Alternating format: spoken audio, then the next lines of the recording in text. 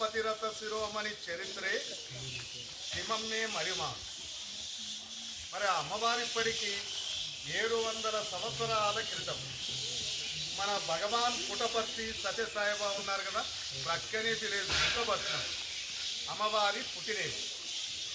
అక్కడ చెన్నగ వెంకటప్ప మంగమ్మ అనేటువంటి పుణ్యదంపతులకు శక్తిబలిగల వంశస్థుల్లో తిరుమల వెంకటేశ్వర స్వామి వరప్రసాదిగా అమ్మవారు జన్మించారట.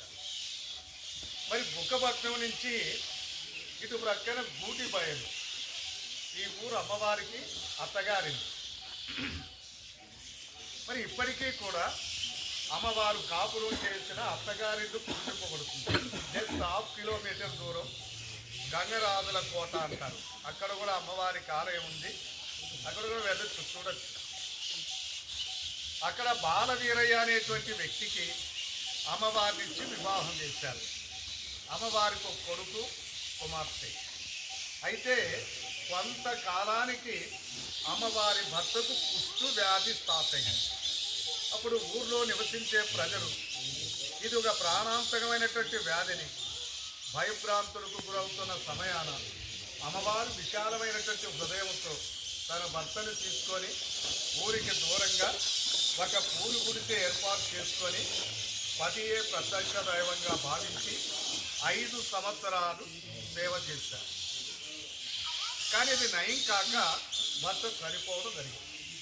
ఇప్పుడు అమ్మవారు కూడా సతీ సావిత్రిలాగా తన భర్తతో పాటు సతీ సహగమనం చేయాలా అనుకున్నారు.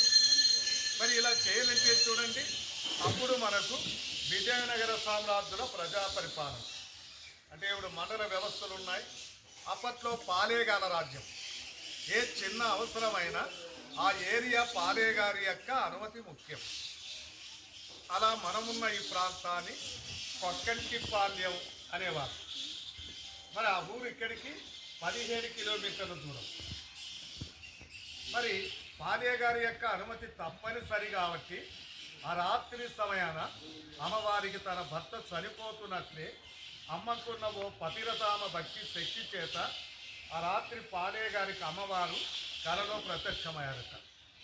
అయ్యా, మాది గూటి బయలు, నా పేరు తిమ్మమ్మ అంటారు, నా భర్త భార్య చనిపోయారు, నేను భర్తతో పాటు సతీ సహగమనం చేయాలని సంకల్పించాను, అనుమతించండి అని ప్రార్థించేసరికి పాలే గారు అన్నారట, అమ్మ, పతివ్రతలుగా గుర్తింపు పొందిన స్త్రీకి మాత్రమే అనుమతి ఉంది కనుక మరి నేనిచ్చిన ఏదైనా 2 పరీక్షల్లో